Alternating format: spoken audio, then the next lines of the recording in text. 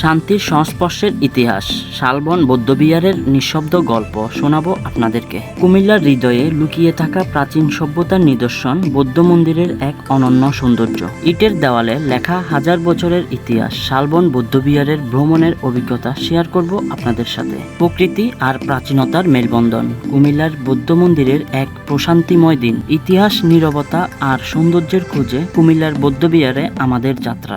বাংলাদেশের যে কোনো প্রান্ত থেকে আসলে প্রথমে আসতে হবে কুমিল্লা কোটবাড়ি বিশ্ব রোড, আর সেখান থেকে অটো রিক্সা কিংবা সিএনজি রিজার্ভ করে নিয়ে চলে যেতে পারবেন এই বিহারের সামনে। ভাড়া নেবে 100 থেকে 120 টাকা। এই বিহারের গেটের সামনে রয়েছে টিকিট কাউন্টার, সেখান থেকে 30 টাকা জনপ্রতি টিকিট কেটে ঢুকতে পারবেন এই বিহারের ভিতরে। ভিতরে প্রবেশ করার পর দুই পাশে দেখতে পারবেন দেশি বিদেশি নানা প্রজাতির ফুলের গাছ রয়েছে এখানে। ইতিহাস আর নীরবতার এক অপূর্ব মিলন।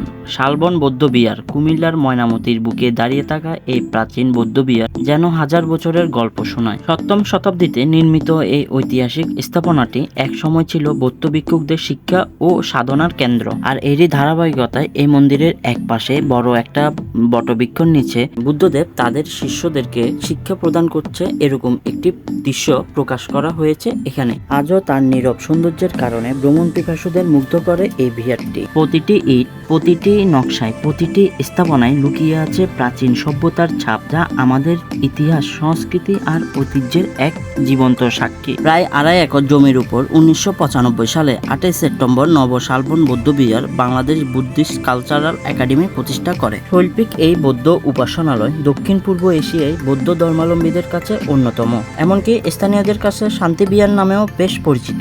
2014 সালে থাইল্যান্ডের বৌদ্ধ ধর্মীয় ফাউন্ডেশনের কাছ থেকে উপহার হিসেবে পাওয়া ধাতব পদার্থের তৈরি 6 টনের ওজনের প্রায় 30 ফুট উচ্চতার বৌদ্ধ মূর্তি স্থাপন করা হয় এই বিহারে। এই বিহারে প্রবেশ করতে চোখে পড়বে বিশাল এই বৌদ্ধ মূর্তি। দিনের বেলায় সূর্যের আলোয় জ্বলজ্বল করে থাকে এটি। অনেক দূর থেকেও নজর কাড়ে সকল ভ্রমণ পিপাসু মানুষদের। অসম্ভব সুন্দর এই মন্দিরের প্রবেশদ্বার এবং কারুকার্যগুলা। মন্দিরে ওঠার দুই পাশে সিঁড়িগুলোর মধ্যে রয়েছে নাগরাজ। সোনালী কালারের এই নাগরাজগুলো খুবই চমৎকার কারুকার্য দ্বারা মণ্ডিত। তাছাড়া এই মন্দিরে আরো একটি গুরুত্বপূর্ণ একটি জিনিস রয়েছে, সেটি হচ্ছে বুদ্ধদেবের পদচিহ্ন। এই পদচিহ্নটি মন্দিরের অপোজিটে একটি কক্ষের মধ্যে রাখা আছে। এই পদচিহ্নটি থাইল্যান্ডের বৌদ্ধবিহার থেকে কপি করে আনা হয়েছে এখানে। এই বিহারটি বৌদ্ধ ধর্মাবলম্বীদের পাশাপাশি অন্য ধর্মের মানুষের কাছে খুবই চমৎকার এবং জনপ্রিয় পর্যটন কেন্দ্র হিসেবে গড়ে উঠেছে। এটি একটি পর্যটন কেন্দ্র হলেও এটি বৌদ্ধ ধর্মাবলম্বীদের উপাসনালয়, আর তারই কারণে আমাদের সকলের কর্তব্য এই মন্দিরের পবিত্রতাকে রক্ষা করা। আর এটি হচ্ছে এই মন্দিরের মূল গর্ভগৃহ। এই বৌদ্ধ ধর্মের মূর্তিটি দিয়ে মূলত এখানে পূজা অর্চনা করা হয়। এখানে মোট 5টি মূর্তি রয়েছে, একটি বৌদ্ধদেবের, এমন আর নিচে রয়েছে আরো 3টি মূর্তি। সবুজ বর্ণের কুষ্টি পাথরের তৈরি করা এই মূর্তিগুলো অসম্ভব সুন্দর। অনেকে আবার বলে থাকেন এই মন্দিরের বৌদ্ধ মূর্তিটি স্বর্ণের দ্বারা নির্মিত। খুবই চমৎকার এই মূর্তিটি। ভিতরে প্রবেশ করলে মনে হবে আধ্যাত্মিক কোনো শক্তি রয়েছে এই মন্দিরের ভিতরে। অসম্ভব সুন্দর চারপাশের পরিবেশ, তেমনি মায়াবী এক জায়গা এটি। তাছাড়া এই মন্দিরের সকল দরজার মধ্যে 2টি করে প্রহরী অঙ্কন করা হয়েছে, খুবই চমৎকার সে কারুকার্যগুলো। তাছাড়া এই মন্দিরের এক পাশের দেওয়ালে রয়েছে তাদের